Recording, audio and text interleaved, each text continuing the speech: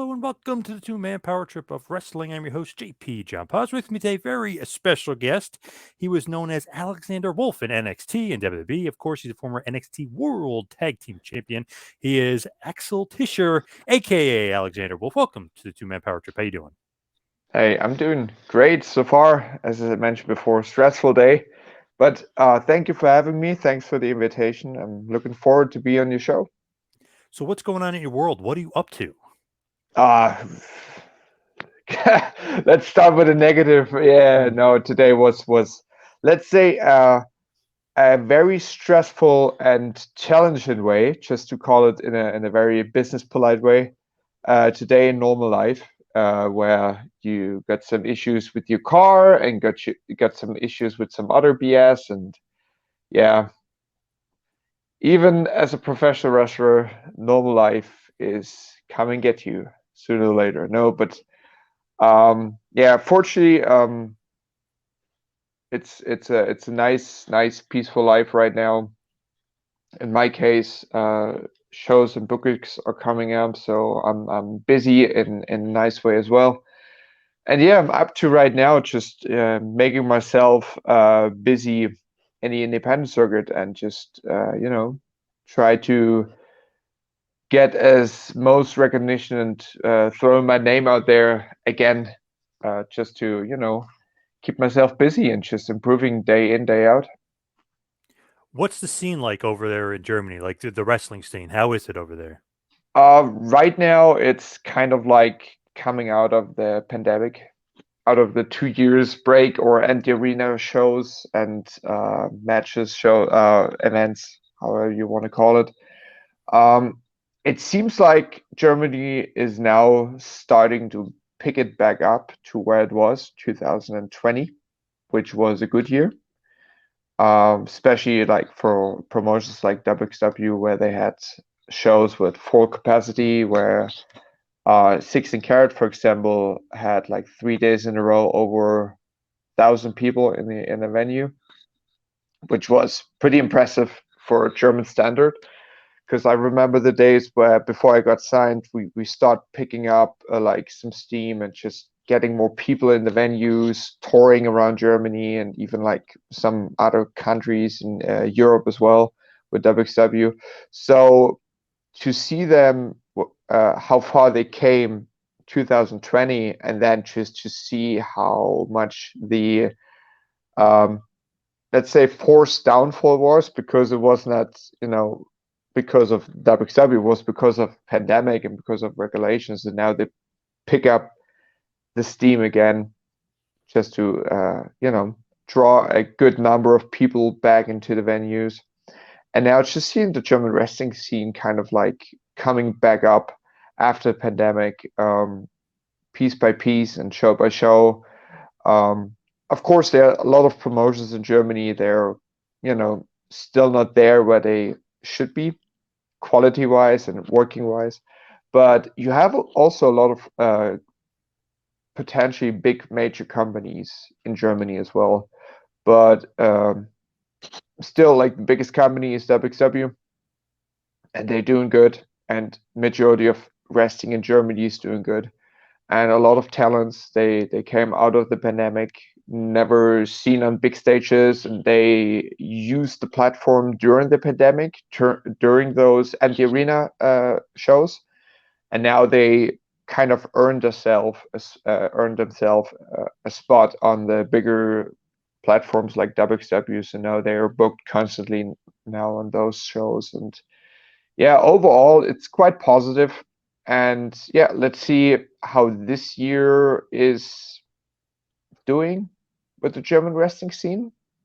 If there's a steady show schedule, if it's still something coming like a lockdown or whatever, which I hope not, because lockdown sucks for everybody. So we'll see. But again, it looks quite positive here. I know WXW obviously was 16 Carat and all that other stuff. I mean, they used to bring in like guys from all over the place, like all over the world, like Yeah. Danielson, Tommy and El Generico. I know guys that you're very familiar with, you wrestled with, but it's funny. It's like, wow, they used to. I mean, maybe now they can again once this pandemic kind of passes over. But that was like big time for Germany. I mean, it was everybody went over the Hero. I mean, everybody would wrestle over there. Yeah, it's funny that you mentioned Tommy End. Actually, he lived just a few hours from Oberhausen, so he's a homegrown WXW guy. But but he's now internationally famous, so maybe that's why he's like one of the big clients right now. Um, no, but actually, that's the thing with WXW. They started being a promotion where they kind of like brought in guys like Danny Bryan or Bryan Danielson. Um, and Chris Hero was one of the bigger fly-in guys who came to Germany and wrestled WXW and helped them to evolve to a better product. Just he shared his knowledge and everything, and then brought him some more guys from the States, from England, from Japan, where like wrestlers like a Tommy End or a Walter or myself, they had the chance to work with talents on that top level and just to improve. And not only talents, also WXW. So, for example, I remember there was a training seminar with Fit Finlay, and he changed my whole perspective of how to wrestle a match or how to see professional wrestling as a whole. And even with the knowledge I had before collected in some European indie scenes, with that knowledge on top, it created myself like a whole new wrestler. And also the knowledge he had from wrestling promotions and like from being producer or being a coach for WWE, for example, just helped WXW also evolve and create this whole like brand of an of the biggest company right now in Germany, if not Europe. So in general, like it's awesome just to have like a promotion as an home promotion, which is came from like so little and just came so far right now. Just working together with WWE, for example, is also like a badge of honor, so to speak, because I assume WWE would not pick everybody just to work with them together. So yeah, hard work pays off. So WXW, is that kind of where you got noticed by Triple H and NXT and so forth? Is that kind of how you got noticed originally when you Uh, first got brought in? kind of. I got um I got an no no not got an application. I got a message from a former coworker from WXW. Uh, his name was Sebastian Sage, but his real name is Sebastian Hacke. And Sebastian Hacke is the current German WWE commentator for Raw. He used to be a wrestler, and he wrestled for 16 Carat, and I believe it was 2013. He was there, and he wrestled a couple times. Then he had to retire. Probably he went 100% for WWE commentator, which is obviously a more lucrative choice than to be a professional wrestler or just try to become one in the case of independent wrestling. And because I knew him, because I was getting along with him, he knew kind of WWE came to Europe, and the word came around that they are scouting for German talents. And what I heard afterwards, they wanted to bring in the first big international group for NXT, and they've been looking for German talents. So he sent me a message, and I guess because we got along really good, if I would be interested to do a WWE tryout. And even in that time, I was not really interested in because I was not WWE fan that time. I was before, but that time era, 2014, I wasn't watching it at all. I was kind of like, yeah, it's cool. It's WWE is awesome, major league and great experience. I do not think they will sign me, but hey, there's nothing to lose. Yeah. There's more to gain for sure, experience, and I heard you get paid for the tryout, so hey, why not? But even like if I never would get signed, let's make sure I give them my best. So I said, yeah, would be interested. He hooked me up with a contact. I got contacted by WWE. I sent him some pictures, biography, etc., etc., and then I got the invitation. And I guess I did well, so I got signed, and rest is history.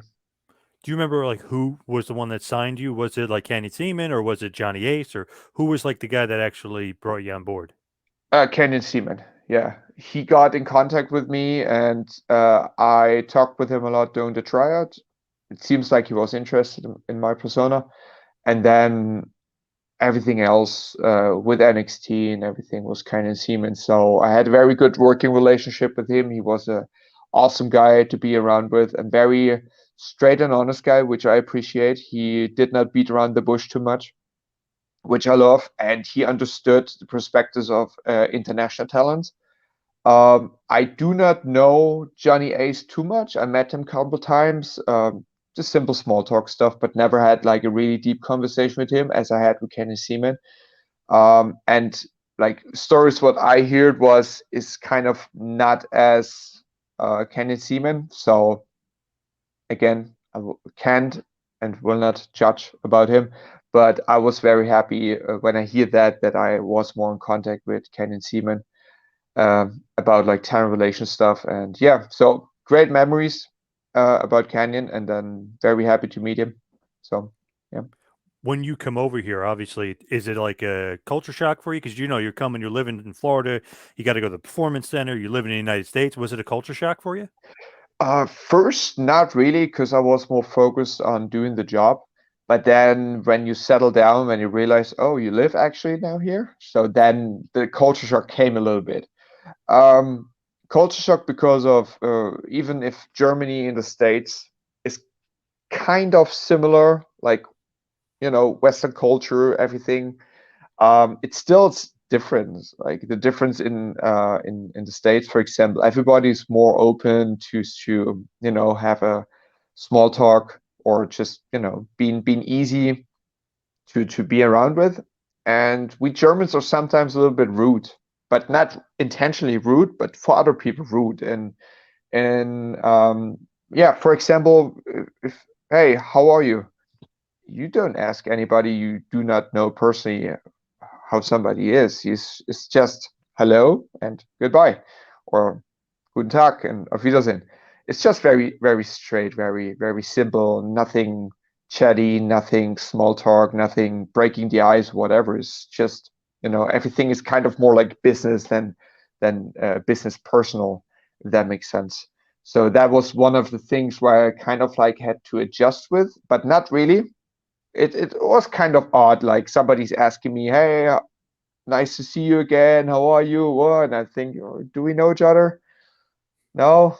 Who are you? What Right. do you want from me?" So that was one of the things. But otherwise, like food, okay, that was also different because like Germany is very like a lot of history of food, like very traditional stuff. In America, it seems to be it was only fast food, but then you kind of had more time to discover stuff and figure out that everything was kind of like put together from different cultures ish. So you had like the Hispanic food, of course, in Florida.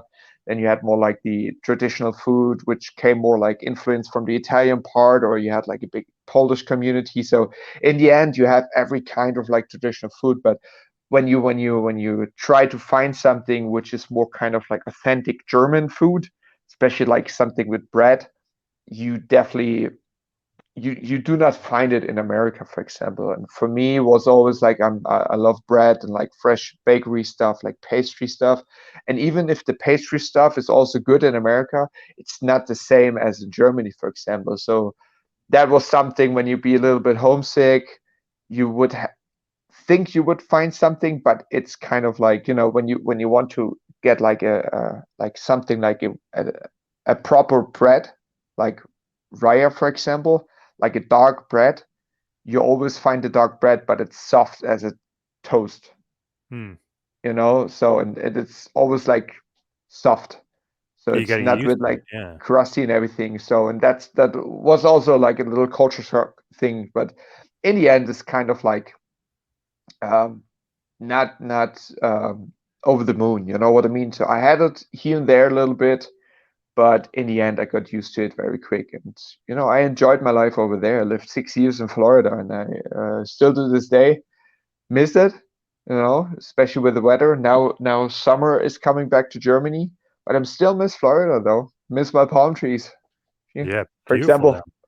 Oh, that's perfect. a There you hat. go. I'm Yep, there you go. kind of sitting in my office slash closet. Saw the hat right there. Nice. With like you being down there in Florida, the Performance Center, you're in NXT. When do they give you the name? When do they give you Alexander Wolf? Like, do you create it? They create? Like, when do you get the name and stuff?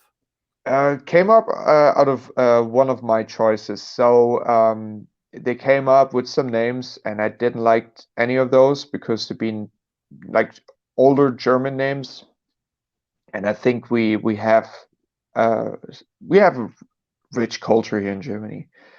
So there's more than just World War II. Right. um, so and I believed, okay, of course, stereotypical, right? The German guy. Let's call him some old-fashioned German name. Yep. Um, and I think it's funny to mention that, but like we see now, my old partners, they got new names as well, and it's pretty like old school German names. Yeah, Ludwig Uh, Kaiser and Gunther instead of Walter. yeah, Yeah. Yep. yeah. So and Yep. even Walter is an Yeah. older name, like Germany, Austria, like German speaking Big time. countries, but it sounds very, you know, 1930s ish. And for me was the thing I like my goal was I do not want to get any kind of role which is kind of like goes towards like Nazi German Third Reich Yep. ish. Because the thing is, I'm not saying people are not educated, but let's say people sometimes are not educated enough to do know that Germany did exist before World War II. So not all the time, if somebody got called Adolf, for example, is related to Adolf Hitler, but Adolf was actually a legit first name. And a lot of people back in the day called Adolf, and back in the day they had the beard and they had the hair. So you combine everything, you have Adolf Hitler. Yeah. So, but back in the day, there was, the way they looked. So if today Justin Bieber would be the next Adolf Hitler, next decades, nobody would look like Justin Bieber anymore. So Yeah. that's kind of like my thought on that.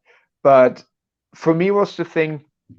So my real name is Axel. Okay, so it could be a typical German name as well, or even like if you would Ludwig Kaiser. So former name was Marcel Bartel. So, but Bartel sounds a little bit more French. But if you would speak it in German, it's what Marcel Bartel. So it sounds German as well. But it's Ludwig Kaiser. Okay, it with Gunther, Gunther and Ludwig Kaiser, it fits the whole character. It fits like the way they look alike and they kind of present themselves. So the names are great for like the way they are, the way they act, but they are not World War II guys. That's the thing. So they can pull it off. Um, in my mind, when I got the name of Liz, I went through there. I told them right away, hey, all those names, if I would get one of those names, German media would right away say WWE will make me to the next World War II character, Nazi character, whatever you call it. And German media is very sensitive about, and media in general is going nuts because they want to have this negative headline, right? So as we have seen with Gunter, for example, Gunter Stock, the SS U-boat commander. Yep. Yeah. So, and here's the other thing. Yeah, maybe so you could see there was an SS U-boat commander. His name was Gunter Stark, but there are probably 1,000 of other Gunter Starks around there with that name. But this Right. one Yeah. guy, Definitely. Yep. right? So here's and that was one of my thoughts where it's kind of like it's the needle in the haystack, but they will find it for sure. So, and of course, if you not say against their ideas. If you not for their ideas, you need to have an alternative. So they told me, hey, what do you have in mind? And I already knew because I talked with some guys and say, hey, just make sure you have ideas for names. Sooner or later, they will come up to you, will give you a name, or they will ask you choose one. So if you have your own stuff ready, you do not have to, or let's say you do not step on their toes if you refuse to take one of those names. So, and I had some names ready. 3 first names was Arnold, Axel, and Alexander. No, actually, Alexander, Arnold, and then Axel, but Axel without an E, like Axel Rose. I think it Yeah. was AXL. Yep. And then the last names, the first was Wolf, but without the E, Fox, or I think Fuchs, so the German name for fox. And they took the first one. But Alexander, normal writing, and Wolf with the E on the end, I think to brand it, to copyright it. So I got lucky with that. I got what I wanted, and I was very happy with that name because it was okay. I had my thought behind that name was that I knew because I am a German guy in America, I would be, first choice would be a bad guy. And German history is more again than World War II. It's also with like fairy tales. So Brother Grimm, for example, Brother Grimm fairy tales have been very dark and like sinister. And because I lived in Orlando, what else is in Orlando? Disney parks. So in Disney it tells all like the fairy tales of like Snow White and Hunchman and like all the other like Brother Grimm fairy tales. And like the real fairy tales are not about singing and dancing and happy ending. Like the real Brother Grimm fairy tales are very, very sinister and very, very violent and everything. So basically, you hide the truth from the people. And always in the Brother Grimm fairy tales, the villain was always the wolf because the majority of the fairy tales was around the time where you could not go by yourself into the woods because as soon as it gets dark, you probably get hunted down by wolves, by a pack of wolves or by a lone wolf, whatever, because you're not the top predator in the wood. So I was like, okay, let's try to go for wolf because when you have, for example, Red Riding Hood, the little girl walks through a wood and then the wolf comes down and just, Yep. ask her where you're going. So be kind of like a creepy, intimidating, but also like a very strong animal. And I always consider myself, I'm not the strongest, I'm not the weakest, I'm not the tallest, I'm not the smallest. So I always try to play around like the character that, I try to be the wolf. I can be a lone wolf, but I can be, work in a pack. I can be a pack leader. So it's a healthy middle. It's like an all rounder. So eventually, which is good, they don't really give you the German gimmick like with Walter and Marcel and Fabian. Like they kind of give you a completely different thing when they put you with Sawyer Fulton and then become Sanity. So how did Yep. Sanity kind of all come together? How, like with the group and like whose idea is it? Yeah. I mean, later I got the German character a little bit with Imperium. Oh yeah, we'll get into that. Yeah, for sure. Yeah. No, but with Sanity, like the good thing with Sanity was it was for me the time just to get out of my shell and just to become more the entertainer than the wrestler, even if that was a little bit a bumpy road for myself. But it came all together with like Sawyer Fulton was teaming up with some other guys before, was Sammy Callahan and Marcus Lee, and they planned to do the Sanity Act with them. But then Sammy was not happy with NXT anymore, so he went and he wanted to sorry, he wanted to have his release. Here we go. Yep. Too late for me. And then Marcus Lee got released as well. So Sir Fulton in the end was kind of like a little bit bumped down, and he did not want to have anything to do with tag teams anymore. But then we get put together with in a tag team situation for the Florida house shows. So, and then it turned out to be a good act, and they saw, okay, it's working. The report's been really good, and we kind of click good together. We get along really good. Still to this day, we haven't spoke in person for ages, but like here and there, we text each other. But in the end, was that they had the idea, and they wanted to have us for that. Then they introduced us to Eric Young, and then we got the idea from William Regal. He told us that Triple H has the idea that he wanted to have a group like the guys from Smoking Aces. He spoke about the Tremor Brothers, great movie. So if you haven't Yep. watched it, watch the movie. Tremor Brothers been very chaotic, hitmans, mercenary kind of style. They go into a house and blow it up just to kill one guy, type of, but they stay inside the house when it gets blown up. So type of that persona, total lunatics. And then before we debuted, they put Nikki Cross with us together as well. So, but we just been torn with Nikki. So Nikki was even before Sanity one of our best friends. So in the end, it came all together and went great.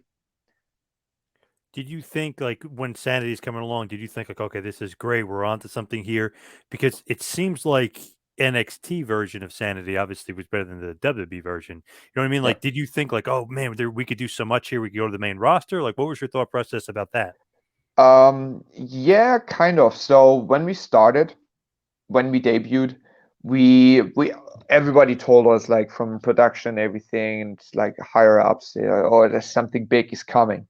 Okay, then we debuted, and we could tell, like, okay, they get behind it, and Hana was 100% on board, because like, his version of it, and he wants to make it happen, and he wants to have it perfect and everything. And he helped a lot with, like, just creating, like, speaking out of his mind what he sees and what he wants to have, and this and that. And so we got told a lot of times that this will be big if that works out.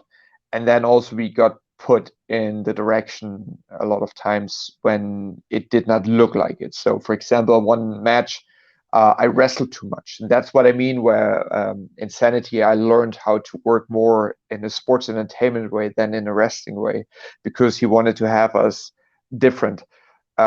Everybody could wrestle, but I need some psychos that would kind of like gouge an eye out, and just, I don't know, just I would break my hand just to knock you out with my bones, spiking out of my arm or Right. something, sick thoughts like this.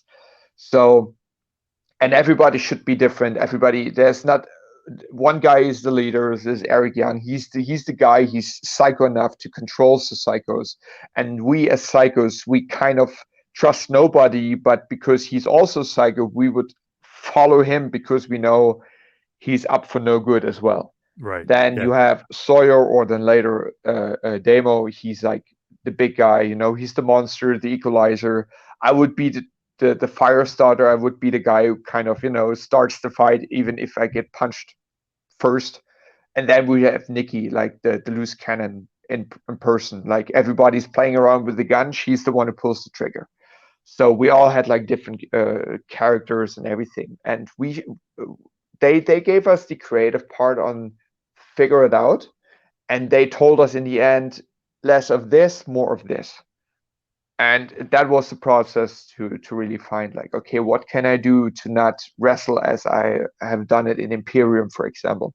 So what can I do just to get more of the character out of myself? What can I do just to find the details in my character? What could I do, or what could I watch, or what could I study? What I could say in a promo? What could I do in a moment where I know the camera's right now on me? And everybody helped us with that, and everybody made sure that Sanity became the success in NXT. And we could tell also that it's working, because we debuted, then we had our first showing on a big stage, NXT in Toronto.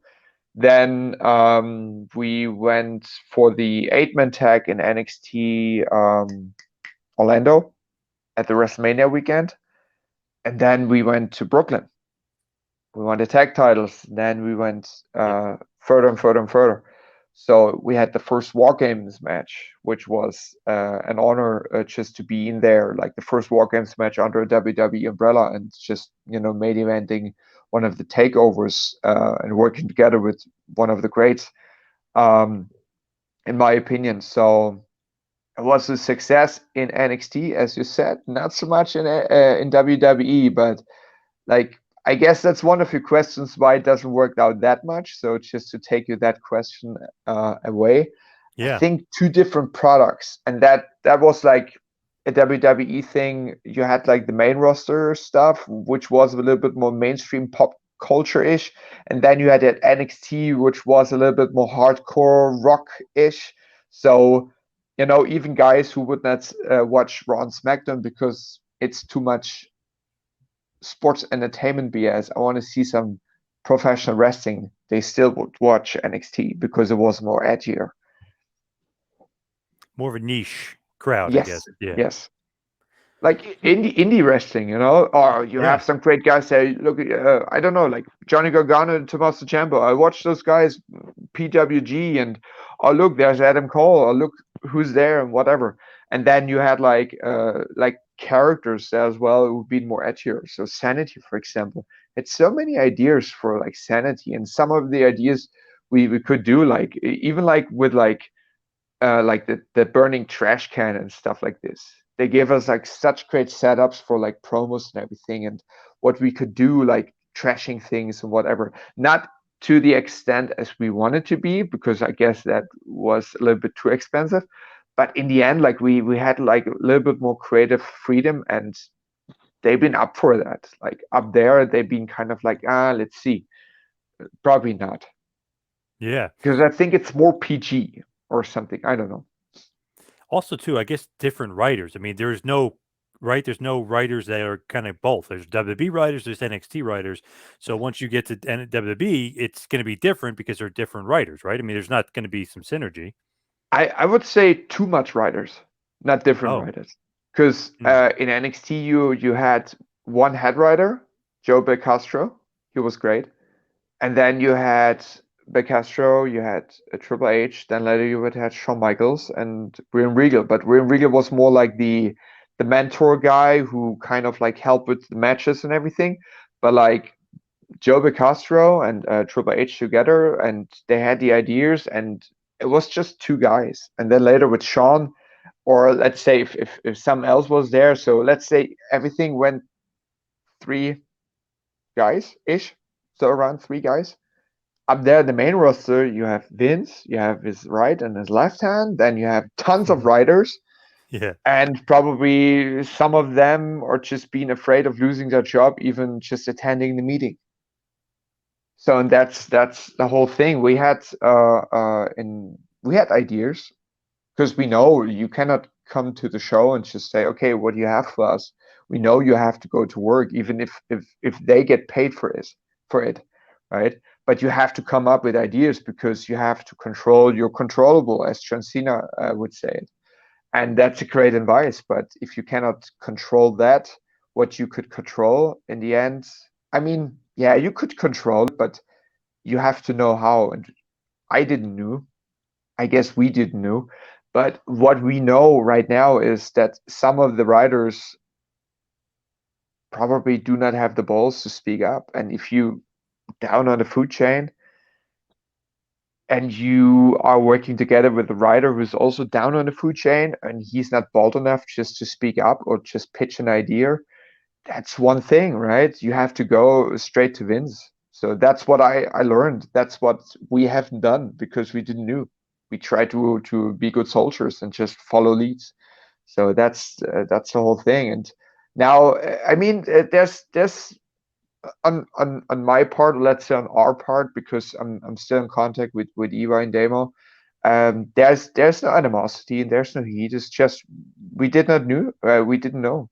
So now we know, but now it's too late. But it's never too late. That being said, we are now just wiser, you know. But in that time, we had a writer and we gave him all kind of ideas. We pitched him ideas here and there. We had one of the writers, he got released a month after because there was some misconnection of some ideas or whatever. But we pitched him whole ideas, and in the end, he got let go because of some reasons. I don't know. I don't remember anymore. And then we had the other writer, and that was, I think, some month before we got split up on SmackDown. We pitched him entire ideas. We tried to make something else. We did some promos on ourselves in the end, just to post on social media, just to stay a little bit relevant. And in the end, we gave him the ideas, and he mentioned, yeah, we have meeting on, I think back in the days, they had the meeting for the SmackDown on Tuesdays. They had meeting Friday before. So, and he kept us updated. Yeah, on Friday I will pitch your idea, and trust me, I know how to speak with wins, blah, blah, blah. And we kind of, yeah, cool, awesome. Looking forward to hear from you, buddy. Right? And then, Right. yeah, guys, sorry, did not have the time to pitch the idea, but next week for sure, promise. Okay, cool. Next week, sorry, guys, did not have the time. So in the end, we kind of, what the fuck? What's going on?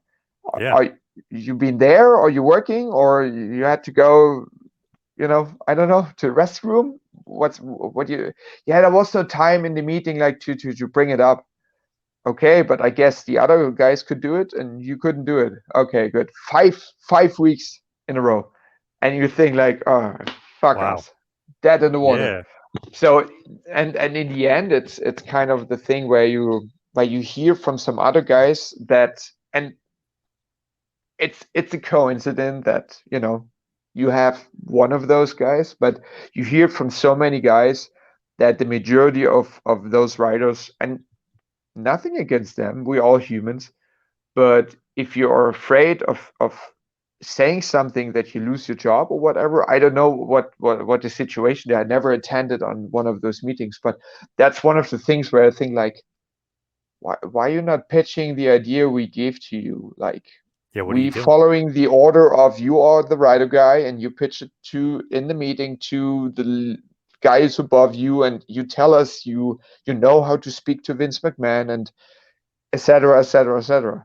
And of course, you never hear, we do not want to do that, or you guys are the shit, so stay away, or whatever. So nobody's really that honest to you or tell you, guys, you need to work on that. Guys, you need to work on this.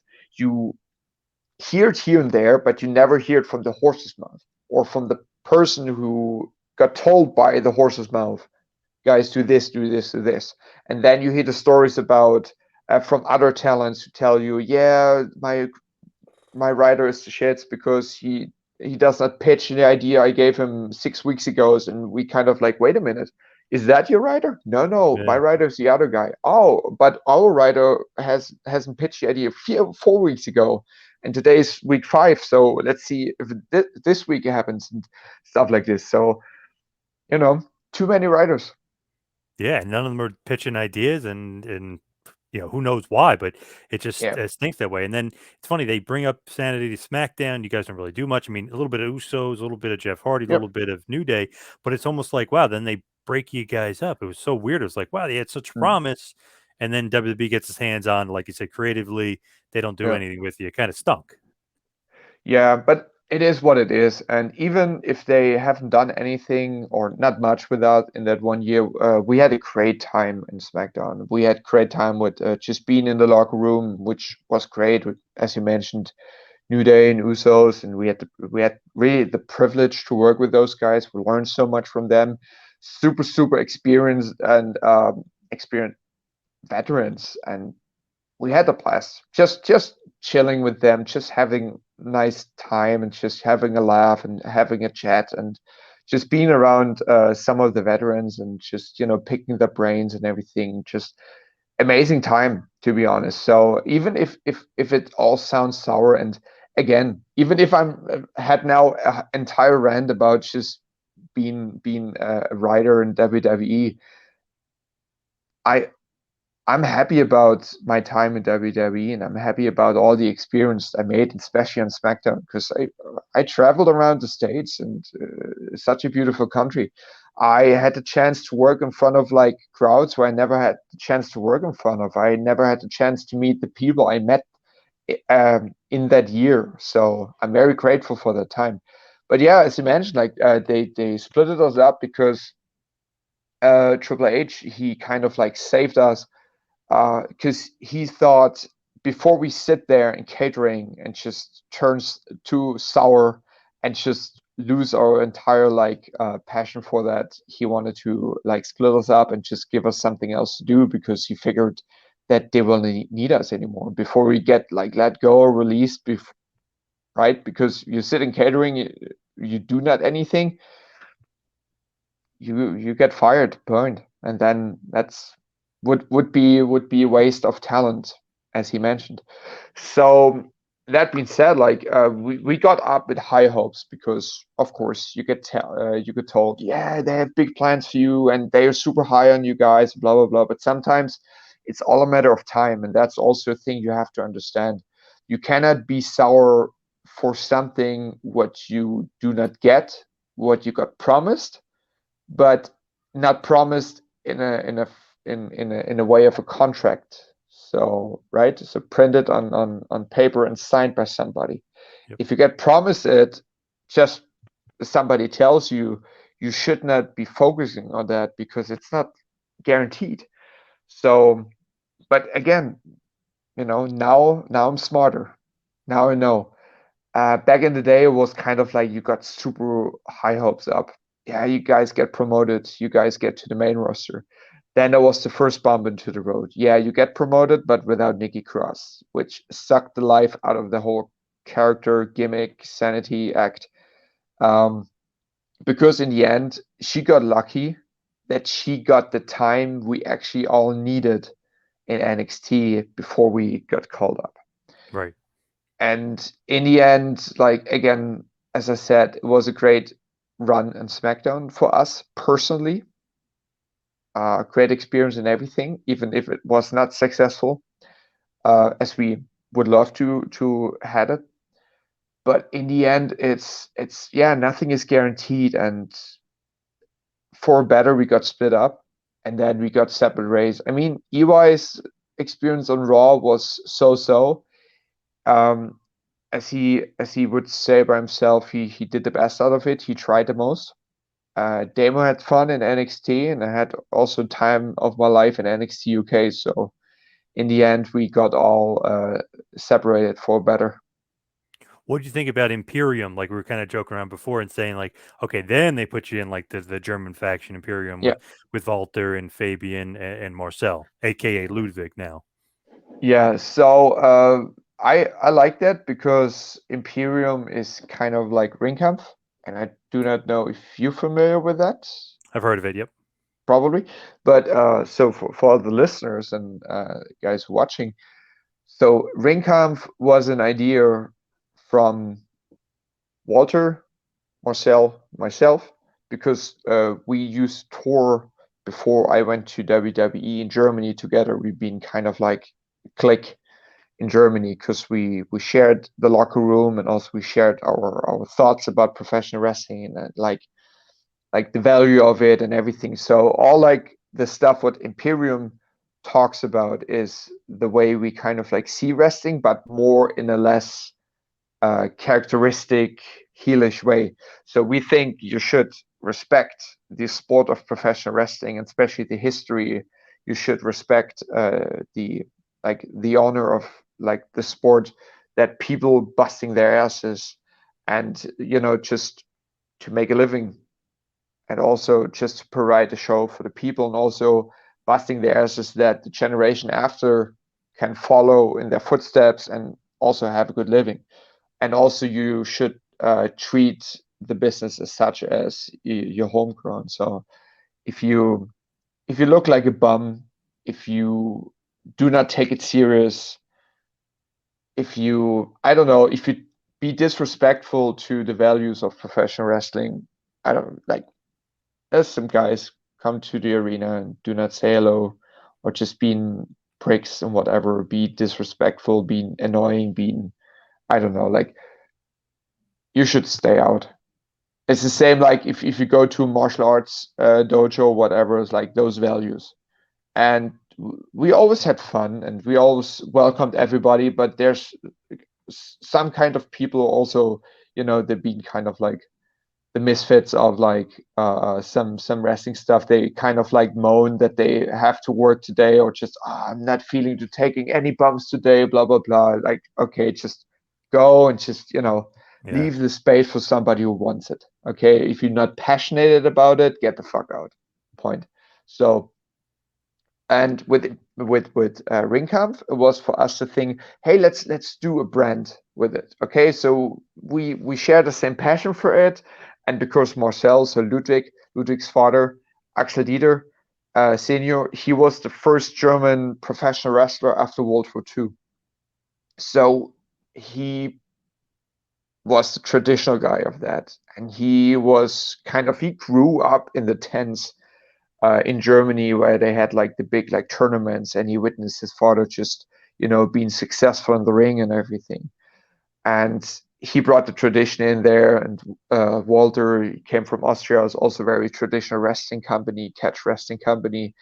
And for me, I started really like really young with wrestling. Started with 13.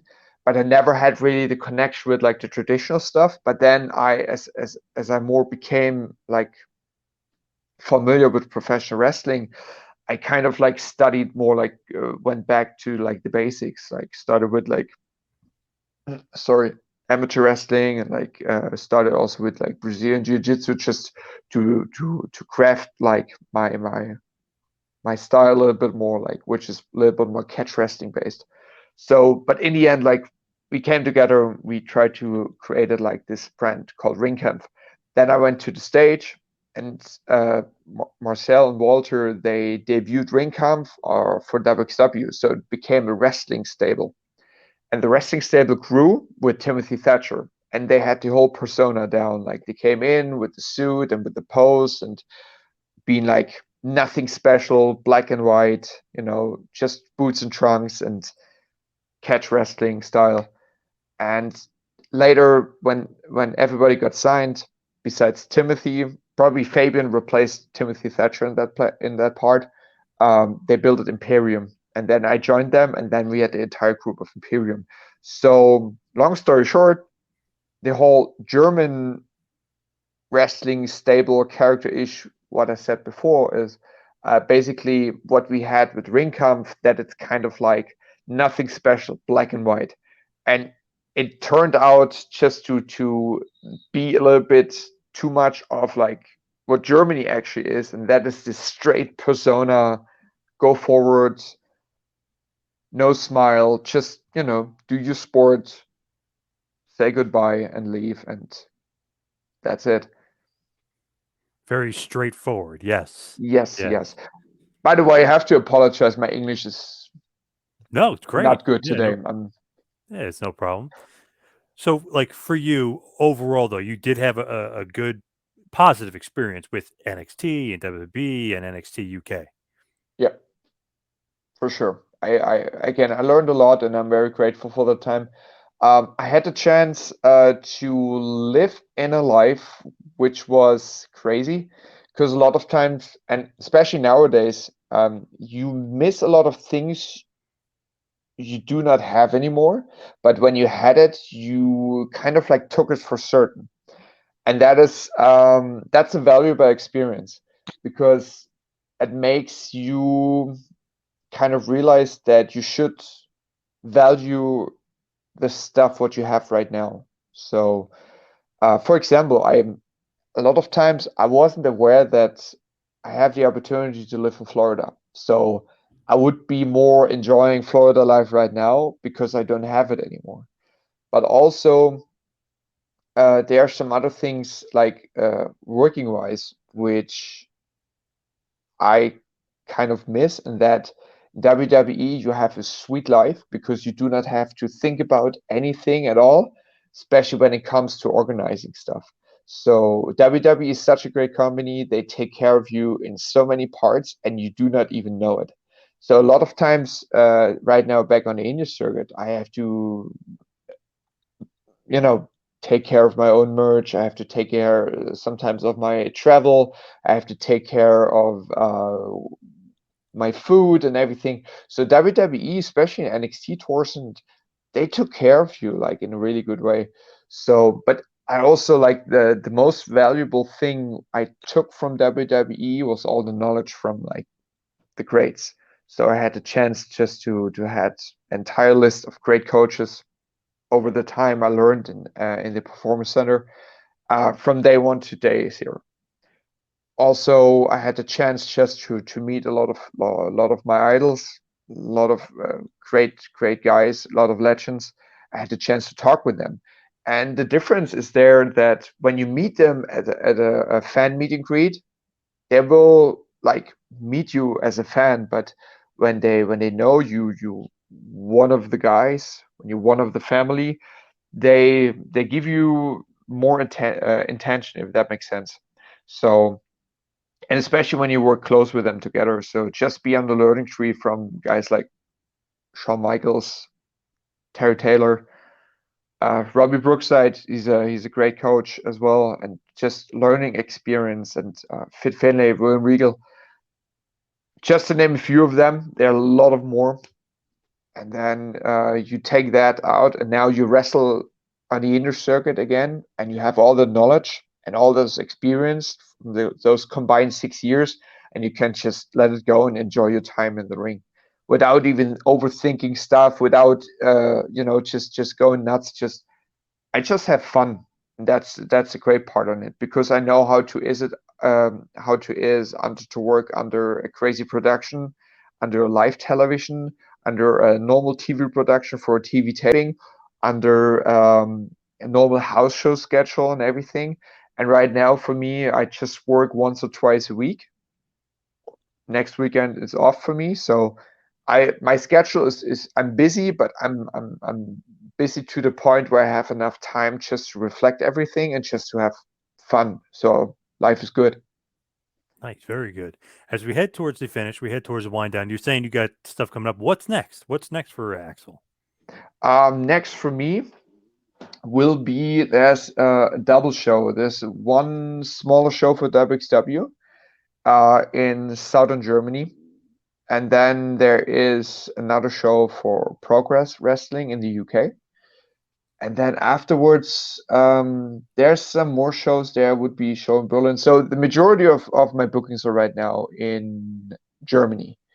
Some of my next shows will be in the UK because I try to establish myself more in England right now, especially with companies like Progress. And there's also a promotion who's on the uprising. His name is Carnival of Wrestling, which is also a very interesting product. And then sooner or later, I want to establish myself back into the States, maybe some different countries like Japan or where else. So we'll see. I think future is looking good, and especially now, as I mentioned at the beginning, that world is opening up. Germany is opening up after pandemic, but worldwide as well. We see that a lot of guys flying over to Japan. Some guys are flying to Mexico, and States is running wild. England as well. So yeah, I think future in general is looking bright, and there's so many talents out there. They're very interesting to work with, and a lot of promotions interesting to work with. So yeah, we'll see what the future brings. But I'm positive. I will stay busy, and I will stay positive as well. So yeah, we'll see what the future brings. Any place in particular you'd like to work, like AEW, New Japan Pro Wrestling, like specific? Is that or just kind of more vague about it? No, so yeah, go big or go home. I think as it shows, I'm from Dresden, Germany. That's kind of like the east part of Germany, former DDR, which was on the Russian side before the Iron Curtain came down, right? So I'm kind of like the first time I watched wrestling was 5 years old, and I was dreaming about being a WWE superstar. And then 2014, I got signed to WWE, right? So sky is the limit. in that case, yeah, of course, I would love to work with AEW and for New Japan, two of the major biggest promotions next to WWE. But also, I would love to work for Ring of Honor. That was actually my goal after WWE, just to see if I could get signed somewhere with Ring of Honor. But then, with the pandemic and everything, was not even possible. Just to get to a negotiation table with them, because it said wouldn't make no sense. But yeah, Ring of Honor would be a nice goal. Also, Pro Wrestling Noah is hot right now, so and I always loved Pro Wrestling Noah. Just you know, the matches everybody had there, from Kenta and Morishima and Nakashima, and like all the greats, of course, Kobashi and Misawa. But yeah, even like I think Mexico would be interesting as well, because never had like the chance to wrestle there. Just had time just to wrestle twice in Japan for Big Japan Wrestling. But yeah, what else? I mean, like there's a lot of nice promotions there. There's also like promotions like Impact Wrestling or NWA, for example, MLW. There's so many promotions. So, but of course, if you want to perform on a high level, you would need to go to the bigger promotions, of course. Anybody you specifically would like to wrestle? Maybe like one or two names or a couple names. Guys, you're like, man, I got to wrestle that guy. Yeah, Brian Dennis, of course, because if you want to be the best, you have to yeah, battle with the best. And I always like considered him as one of the best technical wrestlers. Again, like I mentioned Pro Wrestling Noah back in the day, and Pro Wrestling Noah and Ring of Honor, they had this working relationship where they had like guys like Kenta working in ROH and guys like Brian Dennis working in Pro Wrestling Noah. Yeah, Marufuji. Yeah. So yeah, crazy, crazy good matches, and that is one of the most influential times for me. I'm still to this day, I'm still watching those matches and just try to pick up or just see some stuff which I could use and reinvent for my style. But yeah, he would be one of the guys. And I think like in general, like AEW has so many like great talents. Even like from the newer, like Darby Allin, for example, he's also great. And the list goes on and on and on just thinking about it, but I have not really particular list of that. Um, I'm more like, and I always say that in interviews, I do not really have a particular list on guys I would love to wrestle. If I think about some guys, but this would take too much time right now, I would come up with some names, but it's more like a feeling. But what I would like to do is I would love to wrestle in different places, famous places. For example, a Tokyo Dome or Madison Square Garden. That is a thing which is always like one of my big like achievements, just to wrestle at a famous place where I could say, hey, I once wrestled there, or I once had the chance to perform there. You see this place over there? I wrestled there. That is like something in my mind where I just always get this smile on my face where I think, hey, next week I wrestled in the Tokyo Dome, kind of that. You know what I mean? Or Yep. just last week, Absolutely. Yeah. remember, like when because in WWE I had the chance like to experience like one of the crazy feelings. I always have that in my head.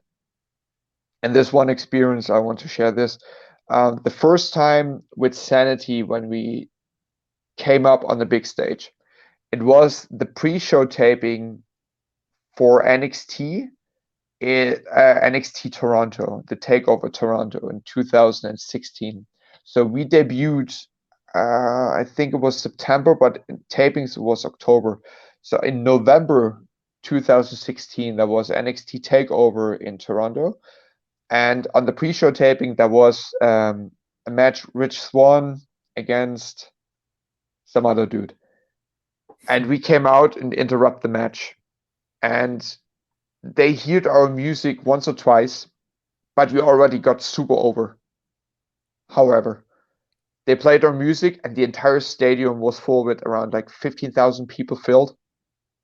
Got nuts. Like really lost their shit. You had the helicopter, right? You had the sound of Sirens like and stuff. Yeah. the this yeah, like the entire like stick. And then we came out and the bus and everything, and then we came to the stage. Like the stage was a little bit higher, and we came out when we had the little pause on the stage. You had time to feel out the entire arena, and like as I remember, we got out there, and it felt like kind of an entire ocean of fans. It was just 15,000 fans, but it felt like so much more. And like the entire energy they gave towards us with like screaming and yelling, that's a That's memory I awesome. have forever. And that was one of the things where I said to myself, that was the first big stage experience for me in WWE, but like also as like so many people there. And that is something what kind of like got me addicted to it. And I'm not nervous if it comes to working in front of those many people. So I'm more nervous when it comes to working in front of 50 people than 5,000 people, for example, because it's so much more kind of like energetic if you work such a big capacity, and that feeling, just imagine it would be a Madison Square Garden, or would be a stadium, or would be a Tokyo Dome or something. So that's something what I'm more like thriving forward than just working against a particular person. Gotcha. Before we let you go, where can everybody find you? All your social Um, media and all your, all your other stuff going on. yeah, so you can find me on Instagram, Axman3016 Wolf, or on Twitter, Axman3016.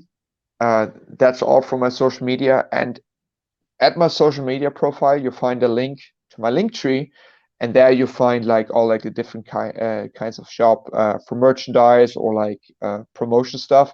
For example, pro wrestling tees. You can find me a pro wrestling tees under X-Men or Axel Tischer. And yeah, also everything what you need to know is in my social media profiles. So go checking them out and give me a follow. All right. Awesome stuff, Axel. Thank you so much for all the time. Really appreciate it. Okay, thank you. And again, sorry for the bad English, but today is a stressful day for me, so Hey, had to good, collect good. my. Also, I will lose my English the more I spend my time in Germany, so Yes, true. I Yep. need to make sure to come back to the States just to pick up my English again. Good point. But Axel, thank you so much. Cool, thank you.